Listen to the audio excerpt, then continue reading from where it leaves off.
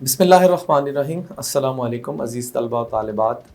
नहम जमात के नए सिलेबस के सबक नंबर 1, ये जो आपकी पहली नज़्म हमद है, इसके बंद नंबर 2 और 3 के लेक्चर में मैं आपको आज खुशामदीद कहता हूँ। सबसे पहले आप अपनी स्क्रीन पर देखिए, जैसा कि मैंने लेक्चर नंबर इसके 1 में आपको बताया था कि किसी भी सबक को शुरू करते हुए, किसी भी नज़्म को शुरू करते हुए अज़ीज़ तलबा व तालिबात 5 चीज़ों का आप सबसे पहले याद दहानी रखिए। नंबर 1, जिस तरह ये नज़्म है तो याद रखिए कि नज़्म का उन्वान होता है, शायर का नाम होता है और उसके बाद उसका माखिज़, उसकी पैदाइश और वफ़ात। ये 5 चीज़ें मैंने आपको बताई थी जो मारूज़ी के हवाले से भी आपके लिए बहुत अहम होती है। अगर हम इम्तिहानी नुक्ता नज़र से देखें तो आपको ये एक शेर पेपर में आएगा और उसके साथ आपने नज़्म का उन्वान, शायर का नाम, लफ्ज़ी मफ़हूम। अच्छी बात है कि अगर आप लिखें और तशरीह आपको लिखनी होती है। अज़ीज़ तलबा व तालिबात, आप ज़रा गौर कीजिए कि नज़्म के उन्वान के साथ मैंने राब्ता का निशान इस्तेमाल किया है और तशरीह के सामने तफसीलिया का निशान इस्तेमाल किया है। जो राब्ता का लफ्ज़ है इसके बिल्कुल सामने लिखते हैं और तफसीलिया के सामने नहीं लगते बल्कि उसकी निचली लाइन से शुरू करते हैं। आइए हम आज के सबक की तरफ चलते हैं। बंद नंबर 2 में मुज़फ़्फ़र वारसी साहब अपनी नज़्म हमद में कहते हैं कि हर सहर फूटती। क्लास ज़रा मुश्किल अल्फाज के मानी साथ साथ नोट करते जाइए और अपनी किताब पर लिखते जाइए। हर सहर, हर सुबह, हर दिन फूटती है, निकलती है।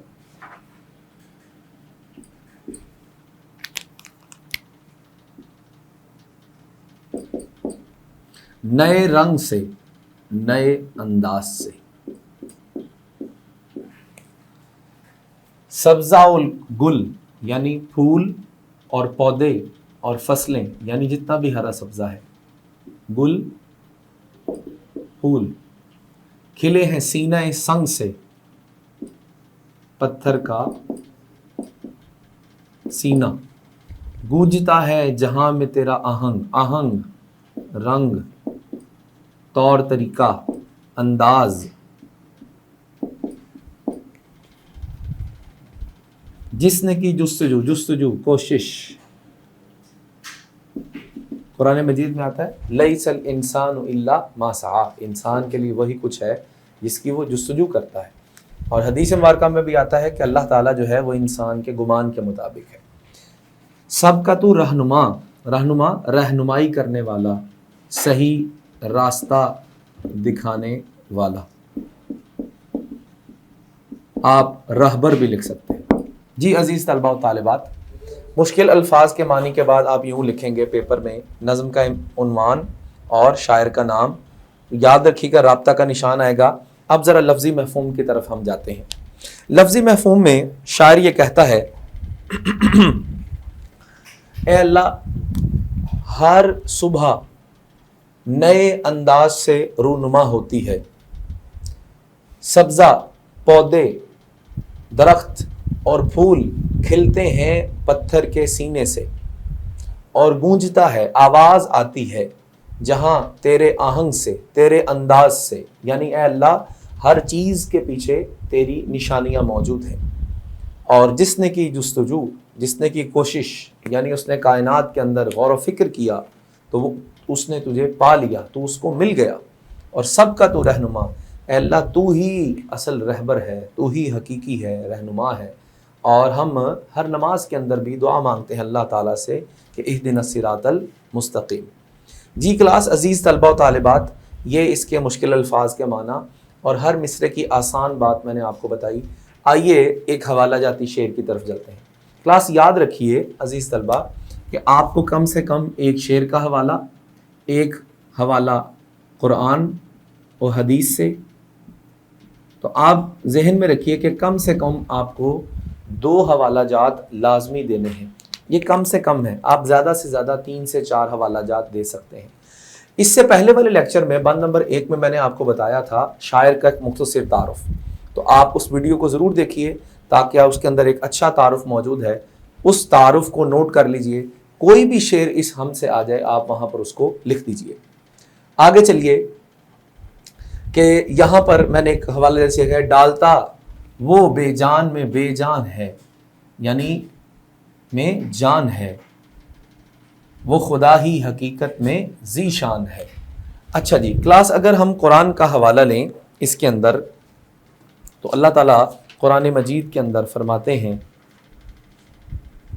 ان ہوا الہادی، زیر زبر کے بغیر آپ اس کے اندر اچھی بات ہے کہ مختصر آیات کے ٹکڑوں کو یہاں پر لکھیے۔ میں اس کا حوالہ بھی آپ کو ساتھ ساتھ بتاتا جاتا ہوں۔ یہ سورہ حج کی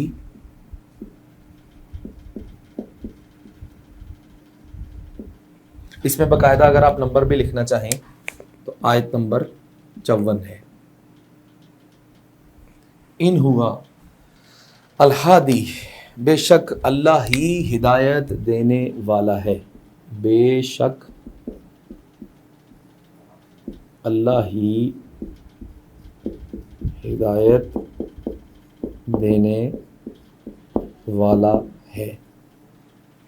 جی کلاس، اس سے آگے چلیے تو اللہ تعالیٰ یہاں فرماتے ہیں، آپ دیکھیے گا اس کا حوالہ لکھنے لگا ہوں کہ جس نے کی جستجو مل گیا اس کو تو، یعنی جو اللہ کو، میں نے ایک حوالہ آپ کو دیا ہے اس سے پہلے، لیس الانسان الا ما سعی، انسان کے لیے وہی کچھ ہے جس کی جو اس کے لیے جو کرتا ہے۔ حدیث میں آتا ہے نا، انسان چل کر آتا ہے وہ اور وہ دوڑ آتا ہے، وہ ایک ہاتھ آتا ہے، کہا انسان ایک ہاتھ آتا ہے اور میں 2 ہاتھ آتا ہوں، وہ چل کر آتا ہے اور میں دوڑ پر آتا ہوں۔ تو آپ یہاں پر ایک حدیث کا مفہوم بھی لکھ سکتے ہیں۔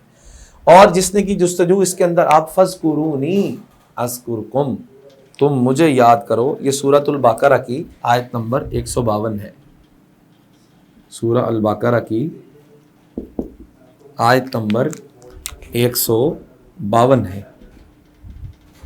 فذکرونی، تم مجھے یاد کرو، تم مجھے یاد کرو، میں تمہیں یاد کروں گا۔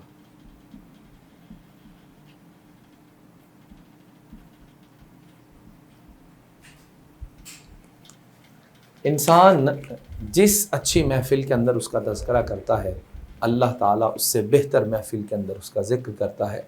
اگر ہم اجتماعیت میں بیٹھ کر یاد کرتے ہیں تو وہ اپنے اس فرشتوں کی محفل میں ہمیں یاد کرتا ہے، اور حتیٰ کہ اللہ تعالیٰ جو ہے وہ انسان کی محبت جو ہے وہ لوگوں کے دلوں میں ڈال دیتا ہے۔ اچھا جی کلاس، یہ آپ کا پہلا جو بند نمبر 2 ہم نے آج کا شروع کیا تھا۔ اب ہم بند نمبر 3 کی طرف چلتے ہیں۔ جی کلاس، ذرا سب سے پہلے اسی طرح مشکل الفاظ کے معنی کو ذرا آپ دیکھتے جائیے۔ تو سب سے پہلے یہاں لفظ لکھا ہوا ہے ستارے۔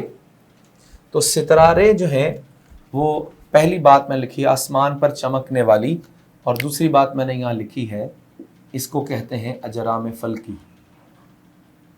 ٹھیک ہے۔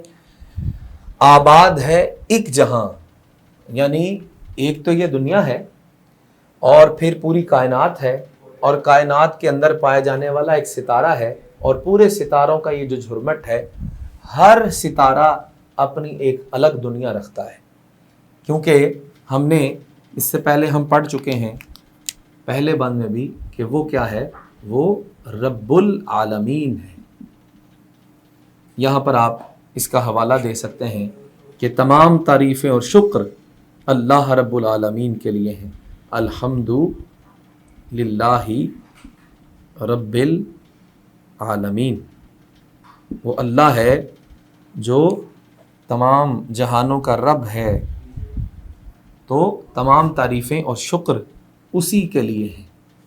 تو وہ رب العالمین ہے جس نے اس پوری کائنات کو بنایا ہے۔ تو شاعر اللہ تعالیٰ کی تعریف بیان کرتے ہوئے کہتے ہیں کہ ہر ستارے کے اندر ایک جہاں بس رہا ہے۔ کہا چاند ہو سورج تیری روشنی کے نشاں، نشاں علامت، اس کی جمع علامات، آثار، یعنی یہ تیری طرف جو تجھے تلاش کرنا چاہے وہ ان کائنات کے اندر غور و فکر کرے، ستارے میں، چاند میں، سورج میں، اور ان سب کے اندر اللہ تو ہی نظر آتا ہے۔ کہ پتھروں کو بھی تو نے عطا کی زباں۔ آپ نے دیکھا ہوگا کلاس کہ آپ کسی قدرتی مناظر کے اوپر جائیں جہاں چشموں سے پانی نکلتا ہے، خصوصاً شمالی علاقہ جات کی طرف، تو وہاں پر آپ دیکھیں گے کہ پتھروں سے پانی نکل رہا ہوتا ہے۔ اور جس طرح نبی صلی اللہ علیہ وسلم کا بھی یہ معجزہ ہے کہ وہاں پر پتھروں نے بھی آپ کی گواہی دی، درخت نے بھی آپ کی گواہی دی، تو پتھروں کو بھی تو نے عطا کی ہے زباں، جانور آدمی کر رہے ہیں سبھی تیری حمد و ثنا، حمد و ثنا تیری بزرگی اور تعریف۔ جی کلاس، اب ہم اس کے تقریباً ہر مصرے کو ہم نے آسان الفاظ میں دیکھ لیا، اس کے مشکل الفاظ کے معنی کو دیکھ لیا۔ اب ہم اس کے اہم نکات اور کچھ حوالہ جات کی طرف چلتے ہیں۔ اگر دیکھا جائے تو کہا وقام رَوْ منیرا، قرآن میں آتا ہے وقام رَوْ منیرا، یہ سورہ فرقان ہے اور اس کی آیت نمبر 61 ہے۔ سورہ فرقان